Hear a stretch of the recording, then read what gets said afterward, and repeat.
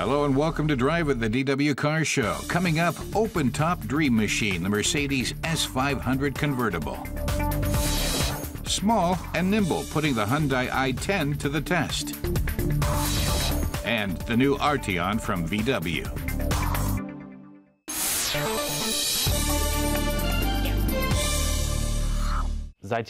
Car tester Andre Zimmermann says for years now, VW's design language has used lots of straight horizontal lines with very little character. But now, at last, the folks at Volkswagen are rolling out a car that's a little more expressive. The way the LED headlights merge with the grille does justice to the name, Arteon. And this is it, VW's new cutting-edge model. The Arteon is positioned above the Passat, not as a successor to the full-size luxury Phaeton, but to the CC, which in turn is based on the Passat. Andre explains that the Arteon suspension has some special features. For one, it was optimized for use with 20-inch alloy rims. Standard on the Arteon are 18-inch rims. But since this is such a design-oriented car, he thinks most buyers will opt for the 20 inches. The adaptive chassis control has also been pepped up. He tries out the individual mode to fine-tune the stiffness using an infinitely variable slider between sport at one end and comfort at the other. He personally thinks it works brilliantly. He gets the feedback he wants from the road, but it's never uncomfortable. This test car is powered by the Arteon's top diesel with 176 kilowatts. Standard with it is the 4-motion all-wheel drive for a base price in Germany of some 51,600 euros.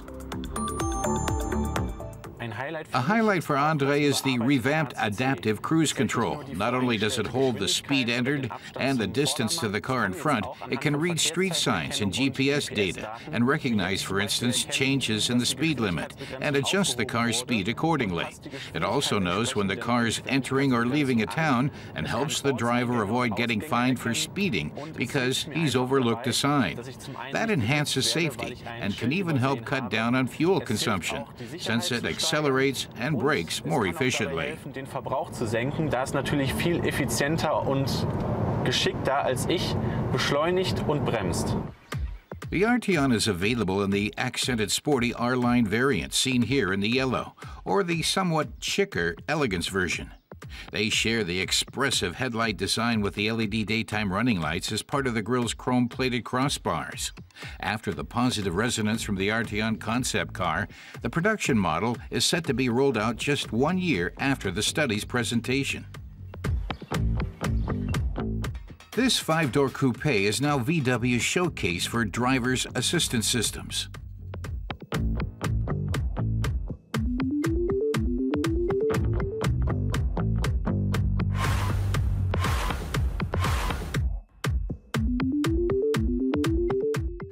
But Andre points out that while the Arteon looks fresh outside, there's not that much new on the inside. You can see it's built on the modular concept. Most of the interior is familiar from the Passat. The sat-nav is taken from the facelifted Golf. Nothing inside the Arteon is really surprising.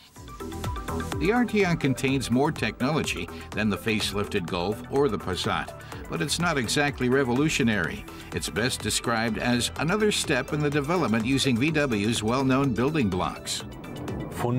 But it's hard for Andre to find anything to criticize, as the Arteon does a good job of combining VW's basic values, like good use of interior space with a solid technological basis, and a great body design rarely seen with this make.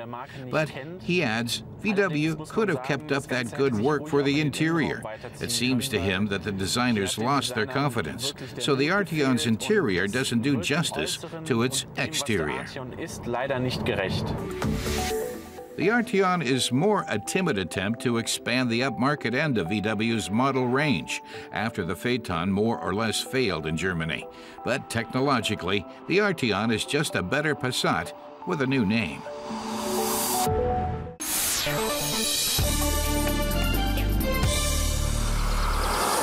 Emmanuel Schaefer says the car he's testing today weighs just over 1,000 kilos and has had a facelift. Meet the new Hyundai i10. Wait, Wo ist er denn? where's it gone?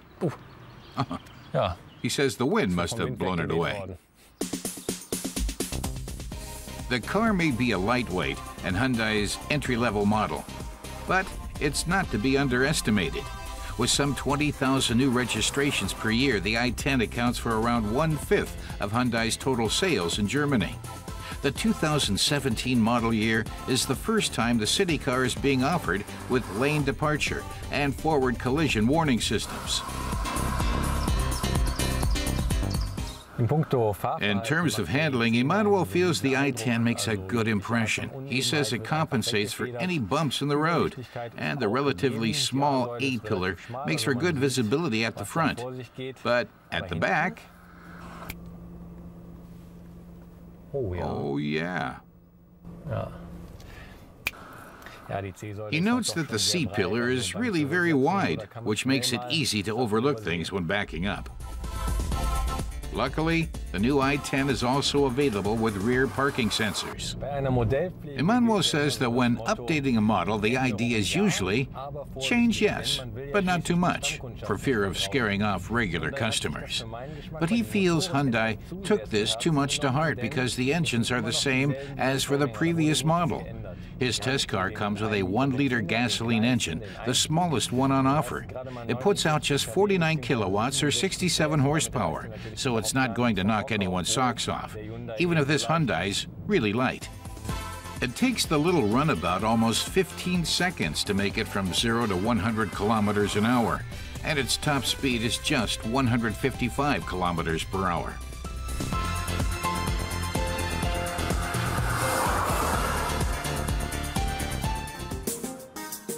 At the front, the i10 features Hyundai's cascading grille, with LED daytime running lights integrated into it at some trim levels. Newly designed alloy rims also freshen up the car's look. Emmanuel says up here, the seats are really comfy, even on long hauls. But his double says, move up.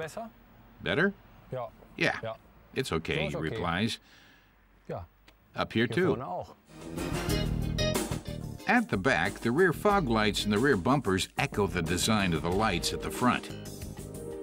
And the trunk offers up to 1,046 liters of cargo space, with the rear seats folded down.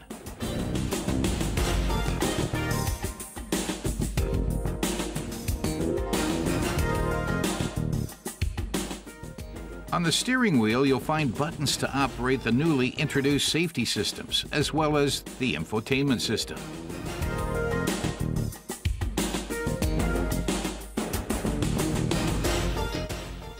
The peppy colors show Hyundai is mainly targeting younger customers. Habe ich denn jetzt den Schlüssel? Where did I put the keys, Emmanuel wonders. Oh, there they are. Da ist er ja. With the i10, Hyundai is placing lots of emphasis on safety features. A new multifunctional camera continuously transmits data to the forward collision and lane departure warning systems. When the car is in danger of running into something, the new i10 informs the driver both visually and acoustically. And at speeds of 60 kilometers an hour or more, an alarm will sound if the car inadvertently strays out of its lane. Emmanuel says at the end of the day, the i10 is a small but decent little car, which has undergone many small but decent changes. Now, if he could just stick it in his pocket, it'd be perfect. Hyundai's new i10 is a city car with a lot of equipment for a small price.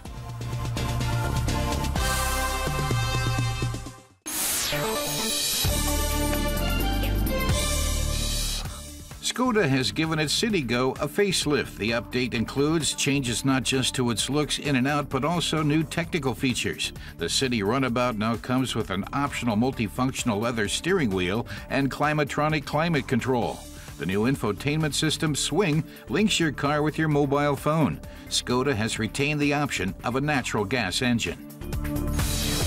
Smart has unveiled its latest creation, the 4.2 electric drive convertible.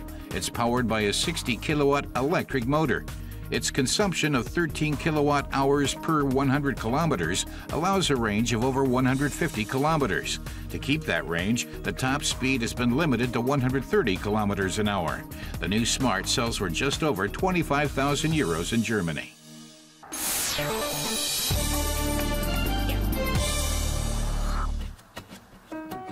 Car tester Ronnie is looking to buy a place to live. But it's not so easy to find the right apartment that gives you all you want and fits your budget.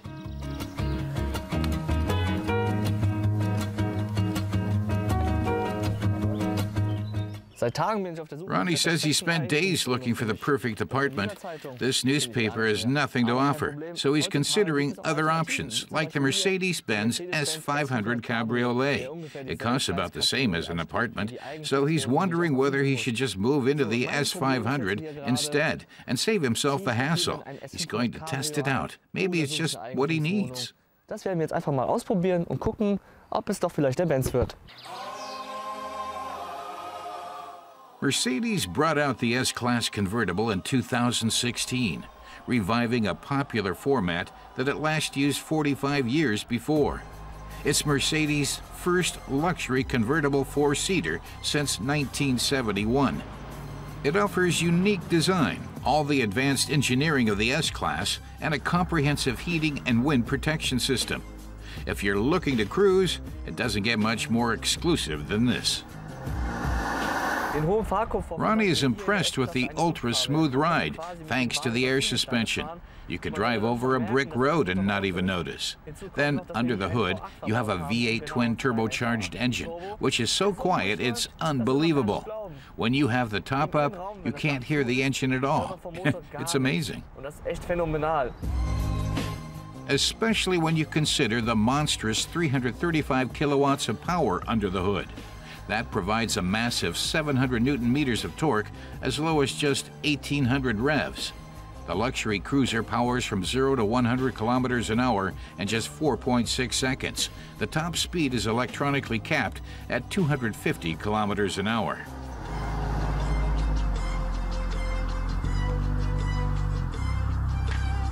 Ronnie says when you're driving with the top down, you're bound to get thirsty. So make sure you have a resealable bottle to drink from, like this one. Strangely, despite all the luxury, there's no drinks holder here. So if you only have a can, you're either going to have to drink it in one go or stay thirsty. If you want to get noticed, the S500 is definitely an option. It lists for 140,000 euros in Germany, and it shows. The convertible is quite a statement and guaranteed to turn heads with its long nose, angular lines, and sleek aerodynamic design.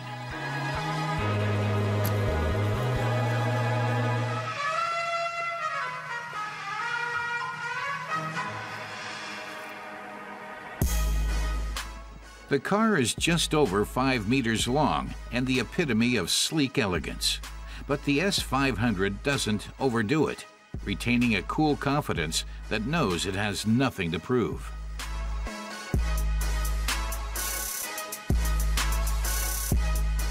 The interior is pure luxury wherever you look. Here the focus is very much on the passenger's comfort. But is that enough to replace having a home of your own?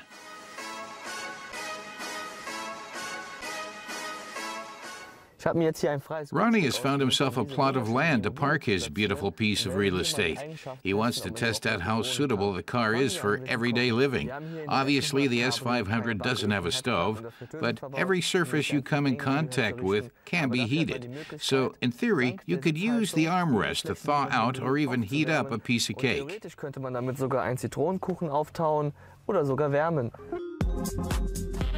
After eating, an afternoon nap is just the thing.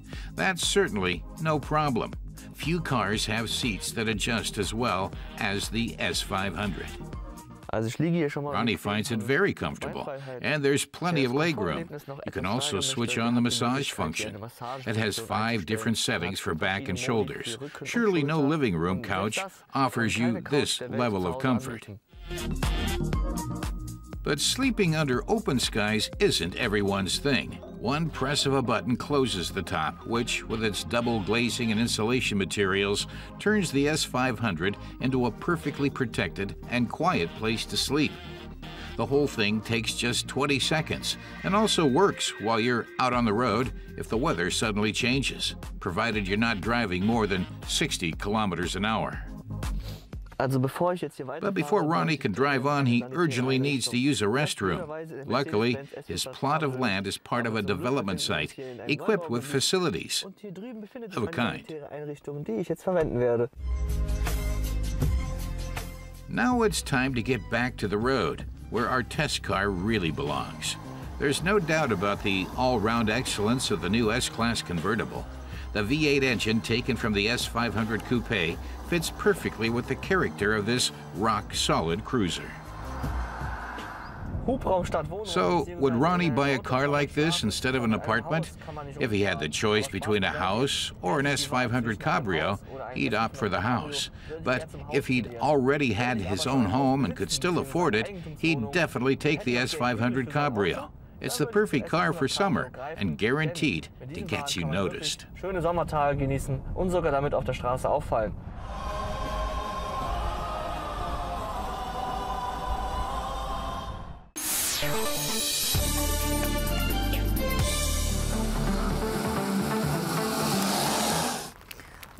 Car tester Michelle Assenmacher says Volvo is Latin for I roll. The cars are a Swedish make where safety is writ large. But her test car is not so much about safety this time as about something else entirely. It's about pure sporting fun. The V60 Polestar is the most powerful station wagon Volvo has ever produced in series. The 2-liter direct fuel injection gasoline engine from Volvo's V60 T6 AWD has been modified to put out 270 kilowatts. The Polestar makes the sprint from 0 to 100 kilometers per hour in a sizzling 4.8 seconds. Its maximum speed is electronically capped at 250 kilometers per hour. Michelle quips that the V60 Polestar doesn't say I roll so much as make way, I'm coming.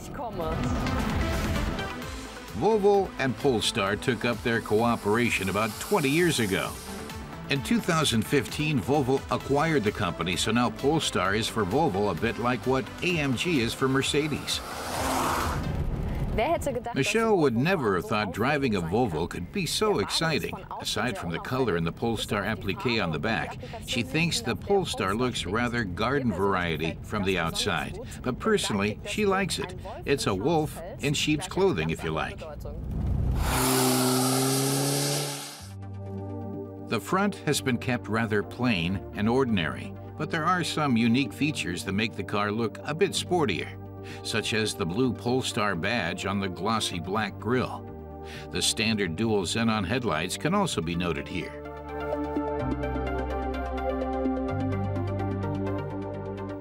A length of 4.64 meters with a wheelbase of 2.78 meters makes for plenty of room for 5 occupants in the Polestar. A new rear spoiler also makes for a sporty touch, along with the twin integrated tailpipes and a new diffuser to set it apart from its tamer siblings.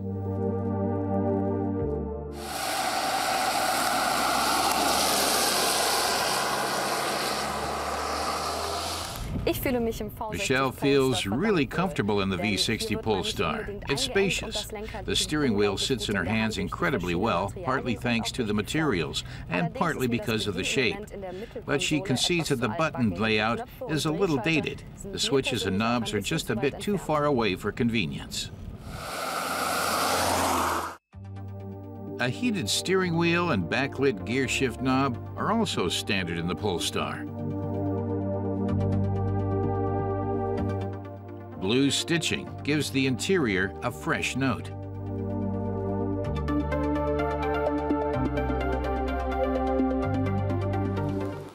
In Germany, the Polestar is around 17,000 euros more expensive than the T6 AWD it's based on, but that includes the modified 8-speed automatic transmission and suspension equipped with special dampers and stiffer springs. At first, Michelle was a bit nervous about pushing the Polestar into curves on wet roads, but it took them quite nicely, though she noticed it understeers in front. But she's still having fun driving it. The Polestar makes no compromises on the safety and driver's assistance systems. These include automatic emergency braking with pedestrian detection, a driver alert control, and a lane keeping assist, among others. Michelle had always thought of Volvo as a conservative car maker, but the V60 Polestar showed her its sportier and especially its louder side. She never expected the Swedes to come out with a car like this, so she's positively surprised. She thinks it's quite expensive, but the price gets you good workmanship and more driving fun, which she's now off to test drive a little more.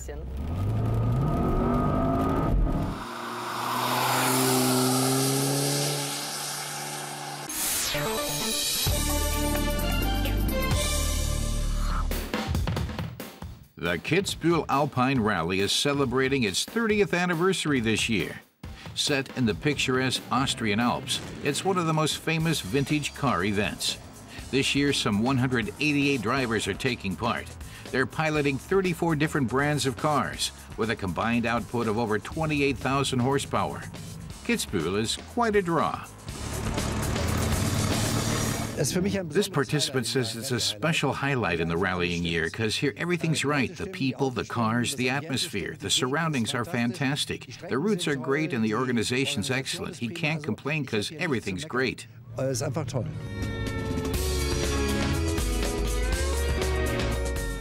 This woman says they brought skis along, so if they have car troubles up in the Großglockner, they can just ski down.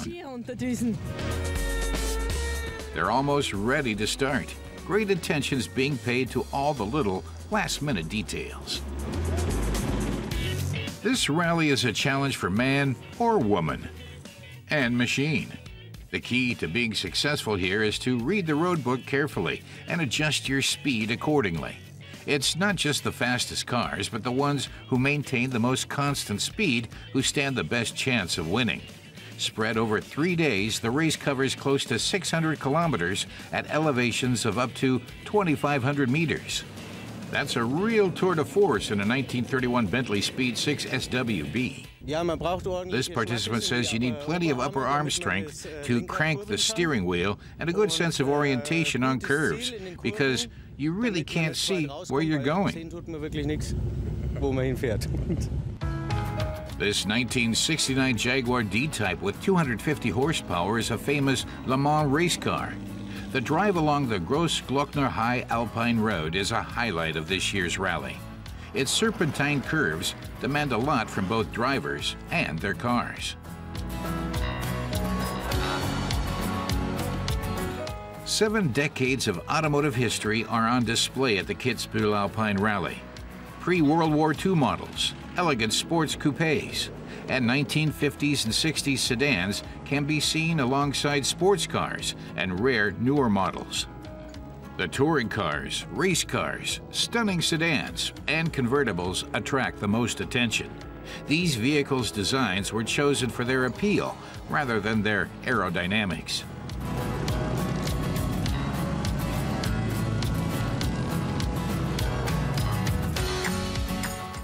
This rare model is making a rare appearance in Kitzbühel, a 1936 Rolls-Royce Phantom 3. But the 170 horsepower Phantom runs into some problems. Its owner says nothing's happened, it's just quite hot and the route's very steep. He says, like him, the car's an old man. It's 80 and he's 70. It's never let him down, but today it's got a little overheated. Once it cools down, he says, it'll start purring again. And it's always been a Rolls-Royce philosophy to have a tool on hand to suit every situation. After a bit of help getting up the Großglockner, the Rolls, with its displacement of 7.4 liters, is back in business and can continue on its journey.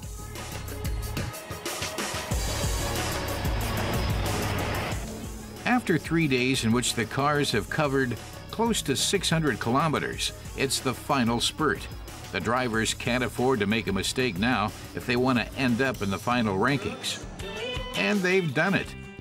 They've reached the finish line. Motorsports fans have gathered on Kitzbühel's main square to welcome the drivers and applaud their efforts. Why the Kitzbühel Rally? Have you looked at the weather? Have you looked at the mountains? Have you met the people? It's a perfect place to go driving.